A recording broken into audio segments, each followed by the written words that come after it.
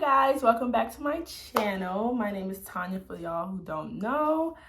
And today, as you guys can see in the title card, we are going to be talking about Spider-Man No Way Home.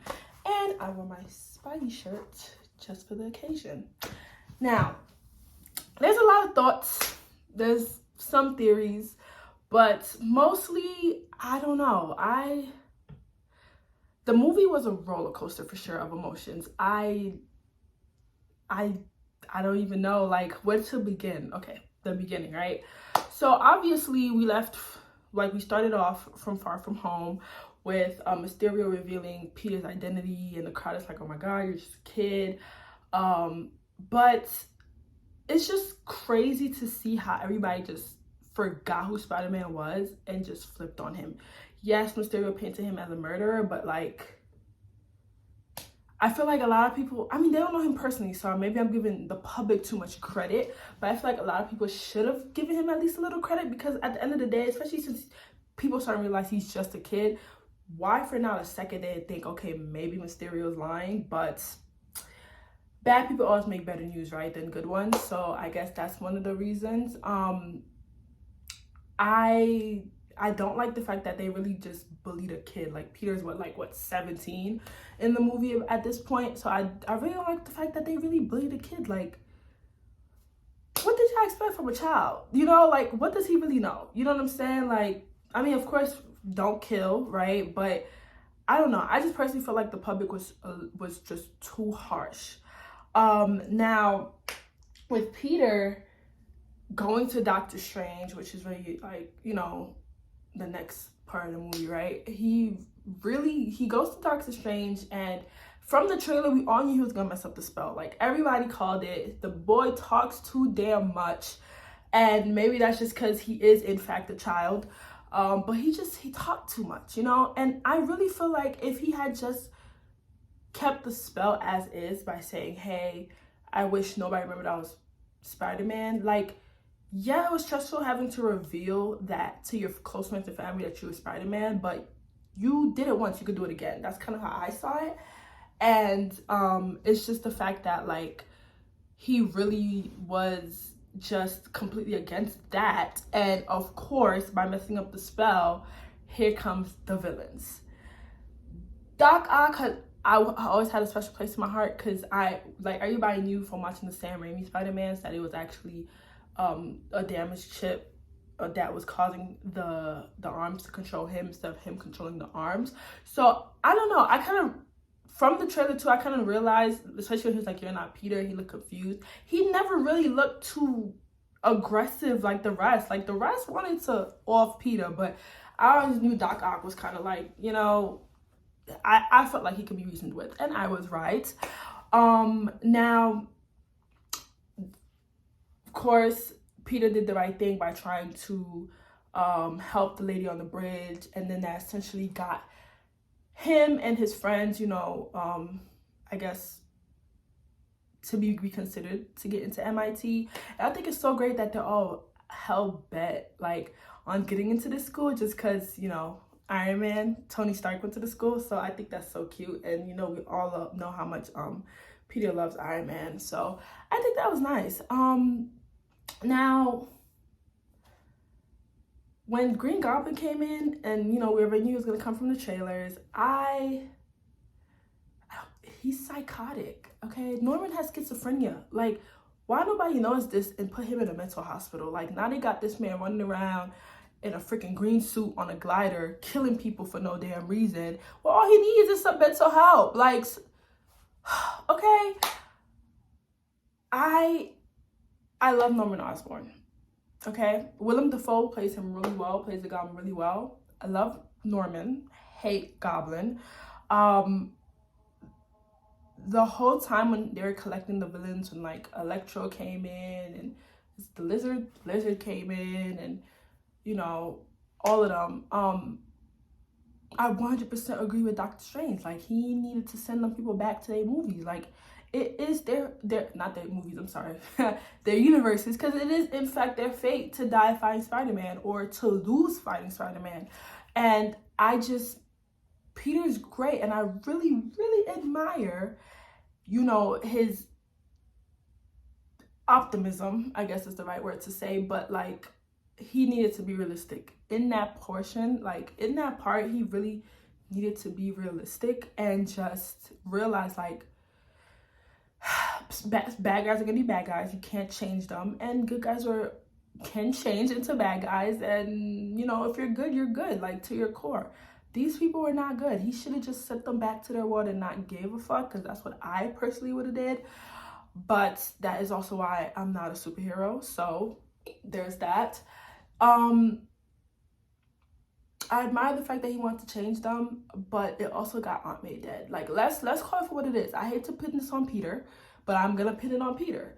Yeah,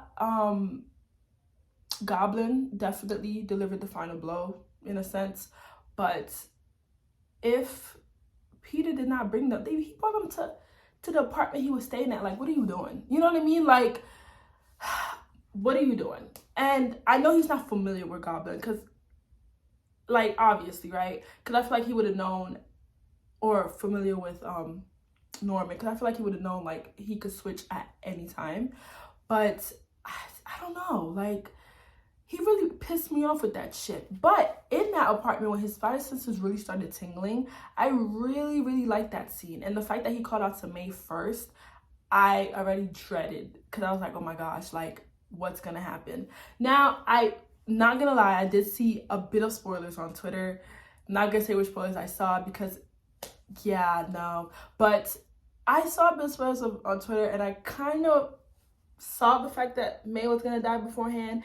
But a lot of times I don't like to believe it. I just kind of put it in my mind like, okay, they're trolls, you know, kind of like, you know, misdirecting us of what's gonna happen in the movie. But no, Aunt May died. That was actually a fact.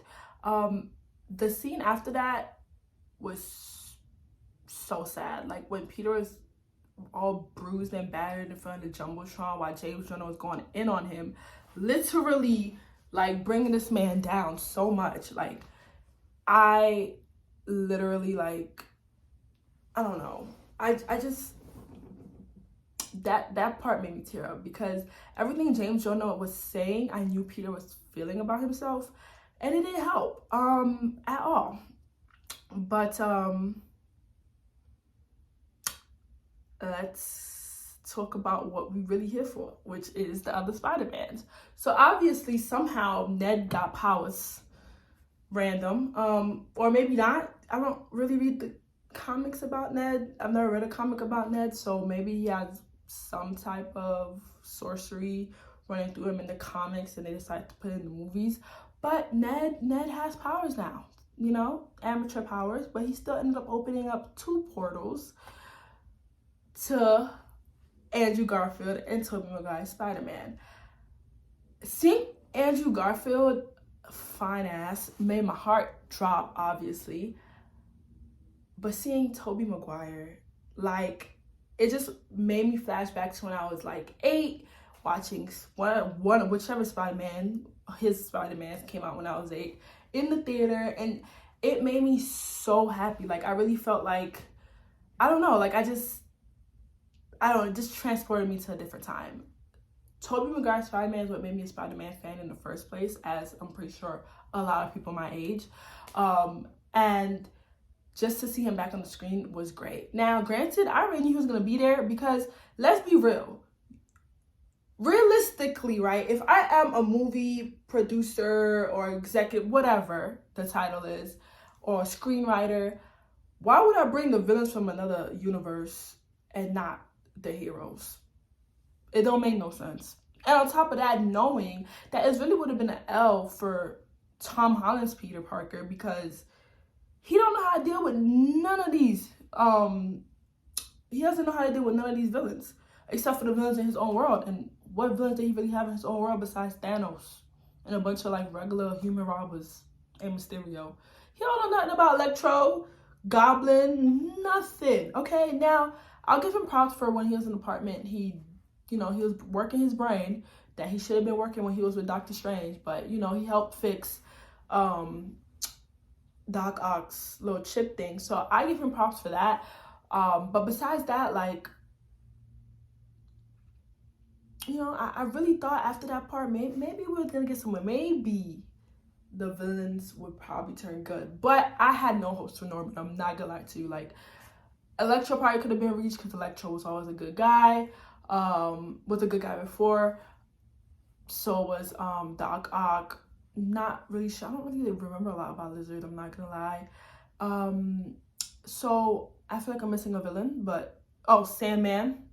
You know, he also turned into a good guy afterwards. You know, so I feel like, and he did help Peter a little bit against Electro. So I really do feel like, you know, maybe he would have gotten somewhere with them. But I had no hopes for Norman. I'm not gonna. The man is schizophrenic. Like, hello, you know what I mean? The man actually needs mental help, not whatever serum. Well, maybe the serum did help. I don't know. But I feel like it should do a Sam Raimi Spider-Man 4 so I can see when Norman gets sent back to his world, what happens. Like, I need to see what happens to these villains now. I'm invested. Are they gonna stay good? You know, do they not have any more reason to be bad anymore? Like, let's make an Amazing Spider-Man 3, Sam Raimi Spider-Man 4. I'm waiting. Let's, you know, talk to them, Sony. Let's get into it. Now, of course I have notes as always. Just want to see what I'm missing. But I don't know, like, it was a good movie. It was a really, really good movie. The final battle, you know, the third act was great. Seeing Spider-Mans work together, like, my heart. It was good. Like, the Spider-Mans working together and them like having this brotherhood, and you know, Andrew Garfield saying he loves them, and like it's Andrew freaking saving MJ after he, you know, did not save Gwen. I think that was an epic moment. I'm so glad that he got to redeem himself in this movie, because fuck yeah, you know what I mean? And the fact that he started crying because he did it, I was crying with him, okay? Talking back about this movie like this, I originally gave it a 7 out of 10 when I first got out of the movie theaters, just because I didn't like the ending, you know? I really hate the fact that they made everybody forget him and like Peter at the end, and that he was alone. Like, I literally was tearing up. Since, like I said, like, I've been watching Spider-Man. He's been my favorite superhero since I was like 6. You feel me? So like, I feel like he's like, I don't know if anybody feels like that about their favorite superhero, but like, he's kind of a part of me in a sense.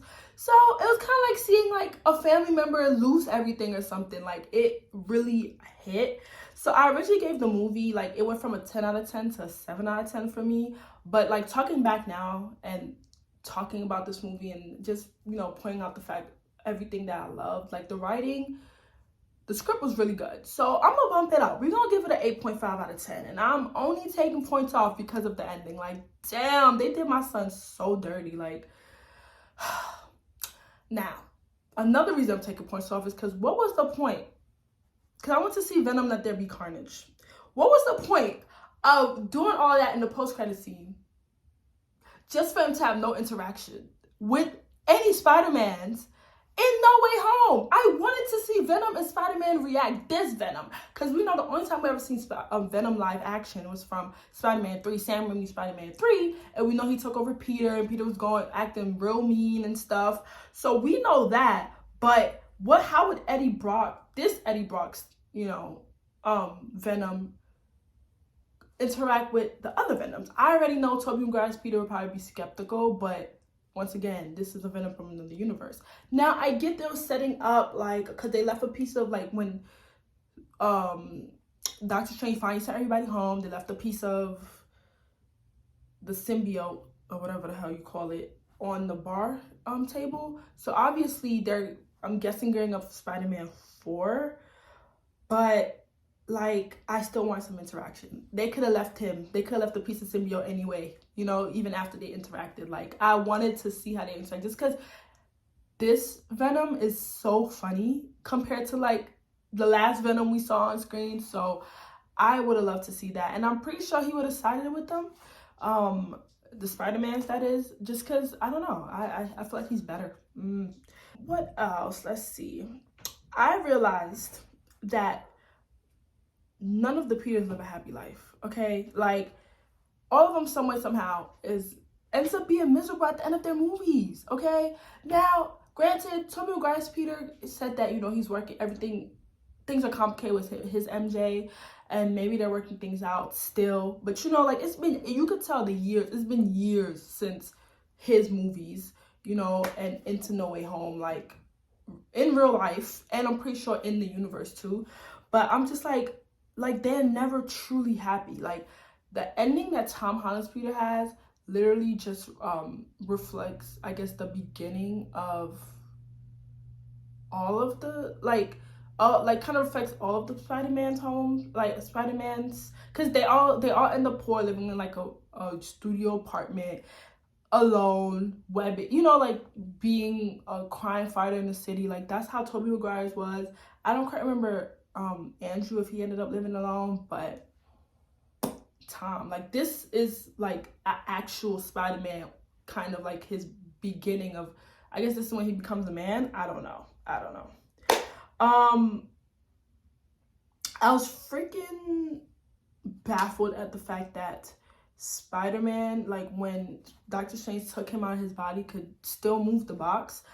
I watched a lot of videos, you know, and I'm guessing they're saying it's because of his Spidey sense. But I don't know. I feel like it's deeper than that. That was so cool to me. I'm not just gonna base it on the fact that it was just Spidey sense. The dude is outside his body, okay? And he just moving it around. Like, no, Spidey says, I don't know. For some reason, I refuse to just accept that's what it is. I don't know. Obviously, I don't think Peter has any magic powers. Maybe it is a strong sense of Spidey sense, because this, like, the MCU did not really explore Peter's Spidey sense really up until this movie. So I just feel like maybe that's what it is. For real, you know what I mean? Showing just how strong Spidey sense is, that even if Peter's soul is outside his freaking body, that he can do things like that, because, you know, he strongly feels like these villains shouldn't be sent back to their homes. Dumb idea. But point being is, maybe that's what it is. Part of me refuses to accept. I feel like there's a better explanation for that, but whatever.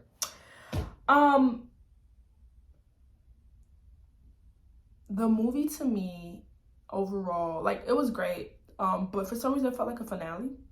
I don't know, it felt like it was the last movie. Like, if they didn't do a fourth movie, I wouldn't be too upset, but also I would kind of be upset just because I want to see him reunited with his friends, for them to remember him somehow.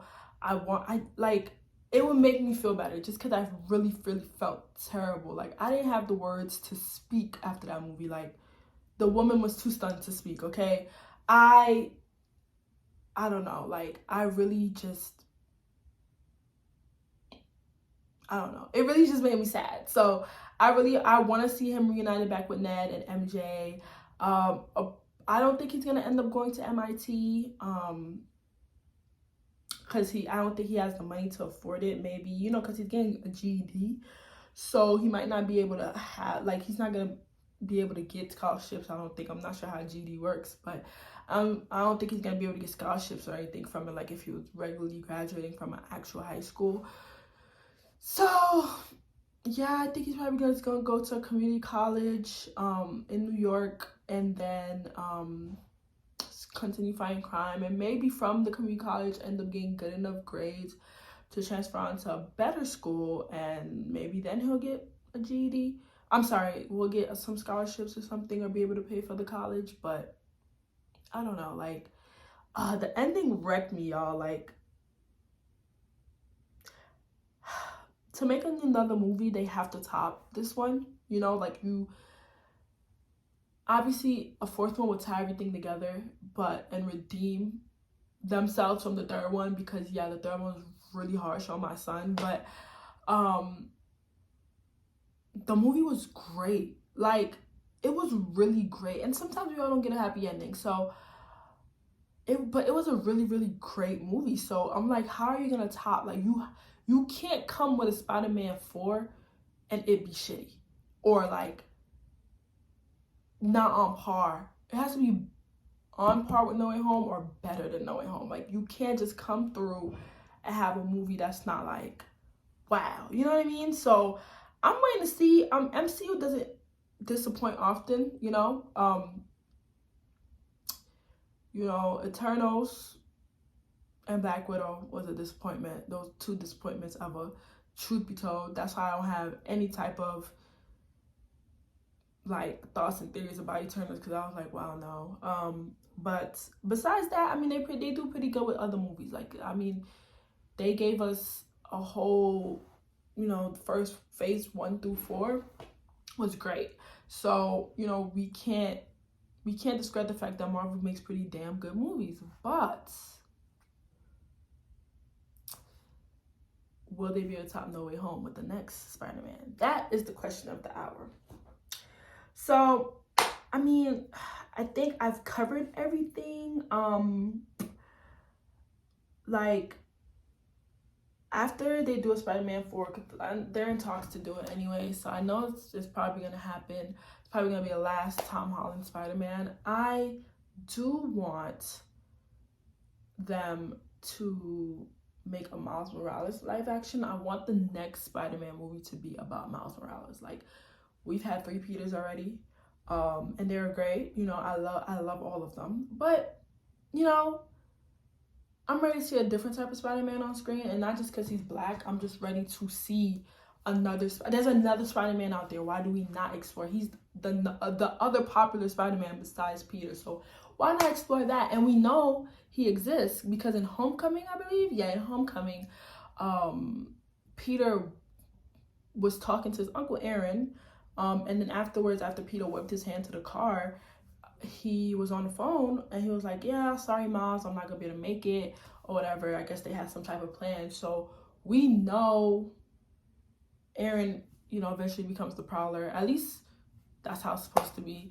And Miles becomes Spider-Man. So I feel like they should definitely explore that. But this whole intro and descent into the multiverse, great. Like, amazing. Every show, besides the Falcon and the Winter Soldier and Hawkeye, which Hawkeye was a 10 out of 10 show. There's not even anything to say about it.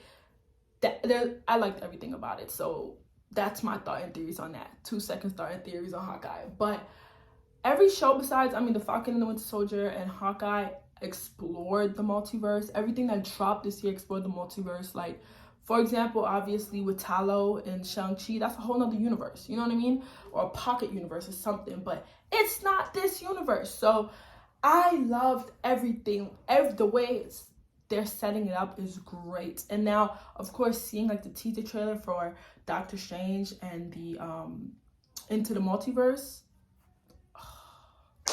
I can't wait. I cannot wait. Like, if y'all haven't seen the teaser trailer, go ahead and go see it. But it's, once again, I know that movie's gonna be a 10 out of 10. Okay? Like, you know, it's recommended to watch What If before you see the movie. If you haven't already. I only saw 1 episode, and that's the first one, and it was a snooze fest for me. But I'm gonna try, because I heard of the other episodes, especially the Doctor Strange ones, are really good. So I'm gonna force myself to finish it. But yeah, I mean, I think I've covered everything. There's really not much to say. So yeah, I'm guessing this is the end of the video.